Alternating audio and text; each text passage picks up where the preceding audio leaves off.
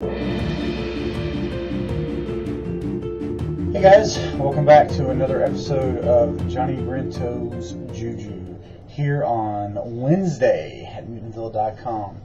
As per usual, I'm going to give you my what's what on what's what for the goings on of Newtonville Productions for the past week or this week or whatever really pops into my little mind.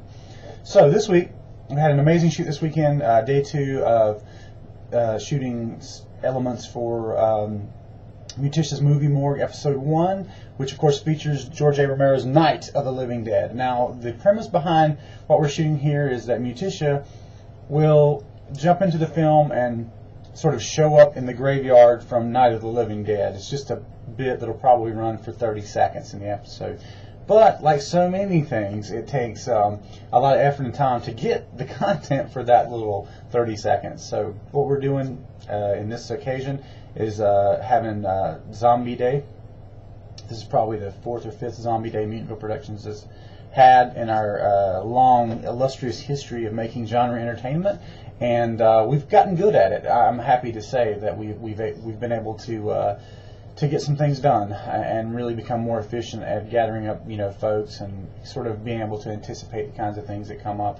Not that there some things didn't come up that that we didn't expect, because that always happens. You never know exactly how many people come out, what they'll be wearing, that sort of thing. But thankfully, we have a really lovely graveyard right in the Newtonville backlot here in Albemarle, North Carolina, or I should say Nilbog, North Carolina, for those of you who want to know the secret ancient name of this town. In any case, what I'm going to do now is I'm going to show you a little bit of behind the scenes. I will start off by saying that I processed this video a little bit, not to look exactly like it's going to look in the episode, but just to give you an idea on the direction we're going. The idea is to make everything look as much like 1968 as possible. And I've taken a different direction and made it look sepia, which is kind of a brownish tint to old film, whereas the actual footage that we use in the episode will be a lot more white, glowy, black and white looking, if you will. So without further ado, here we go. I'm just going to give you a running commentary on what's going on, and thanks again to everybody who came out and took part in this. I think it went great. I know everybody at Newtonville was really happy with the footage, so here we go. We'll just jump in it right now. Zombie Day on Johnny Brento's JuJu. Awesome. So here we have our mobile crew shooting Mutisha as she sets up the interview that she's going to be conducting here in the graveyard where the dead have returned.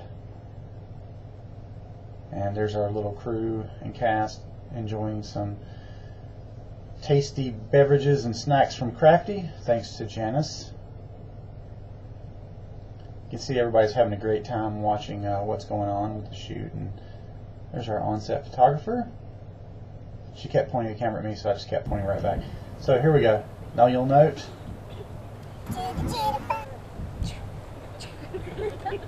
See, that's one of the reasons that I always have the camera on Vanell, because she's very camera aware and will always do something cute or funny. Here we have Lisa Cobb, who was the featured zombie. I like to call her insect zombie because everything just came out looking way more insectoid than I anticipated, but it worked great. I should mention that I did this makeup. Todd was focused on the primary Bogman makeup for Jeremy, which is a featured zombie. These zombies that I made up that just have the shading were we were calling them staggering zombies because they're not featured in close up. And wow, there's Bruce Dickinson's zombie. How awesome is that guy's hair? Just saying. But you can see all of our zombies were really enthusiastic. There's George. Tommy's sort of shielding them a bit there with the screen, and just getting various shots for walkers. Love the waitress outfit Felicity has on right here. Very period, very cool. And here we have our friend Jason Wheely. There's Tim, and there's Lisa, and there's Eric popping in, setting up the picnic scene where the zombies come in and attack our hapless victims. This was extremely funny. I was thinking Greg's character must have the worst periphery vision of any character in history, as he waits till the zombies are practically on top of him to figure out, hey, maybe I should get out of here. But you can see we're trying to be as portable as possible with as few people, and just try to really take care of that location, not leave any trash or anything.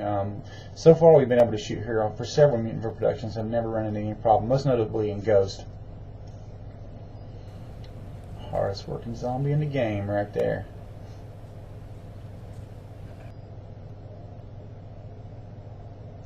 And there's the illustrious Bogman. Interesting note, this mask started its life as an appliance for Sawbones and Scarecrow at Midnight, but unfortunately was not ready on the day.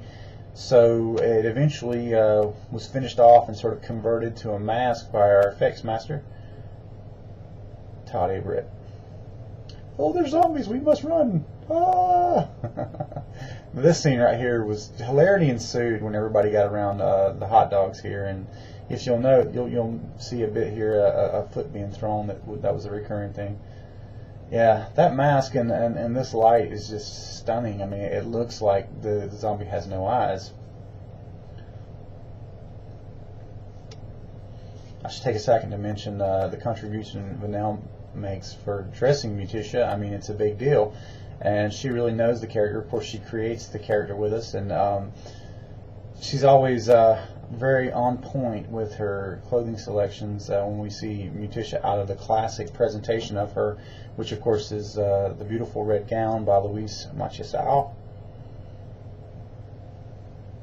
So I thought this little gothic, I kind of think of it as like Elvira meets Madonna, because I like the little lace gloves and the feather earrings she picked out for that. It looked awesome. This is a cute little gag. I don't want to spoil it, because I actually think it's one of the funnier bits. It's extremely scary looking Bogman. This is what we call strangling zombie. He strangles himself the entire time.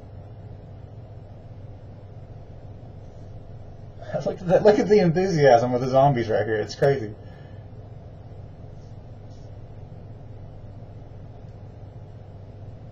Just perfect weather. It was about 80 degrees, maybe 85, but there was a breeze blowing the entire time, and it was really a lot of fun, as long as you had hair on your head, which at least one of our zombies did not, and got a little sunburn, but it was very nice out there. Pork belly or rump roast? There's a professional victim right there, sir. This is his acting forte is victim, professional victim. You need a body, has body, will travel. Again, I'm just really floored with how good this Bogman mask looks. When you can see it up close, I'm not sure it's featured up close, but his hands have little bones sort of detailed on them, with moss growing on the hands and the arms and on the face a bit, like he died in an open grave somewhere where moss just sort of growing all over him. Looked really great.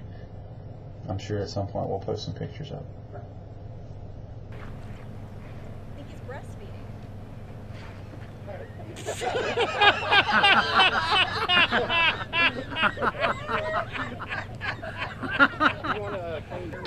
You are watching Mutant TV. Haven't got your fill of zombies for the week on this episode of Johnny Brento's JuJu? Check out the links below for behind the scenes from the making of our feature-length film Ghost for more MVP Zombie Day action.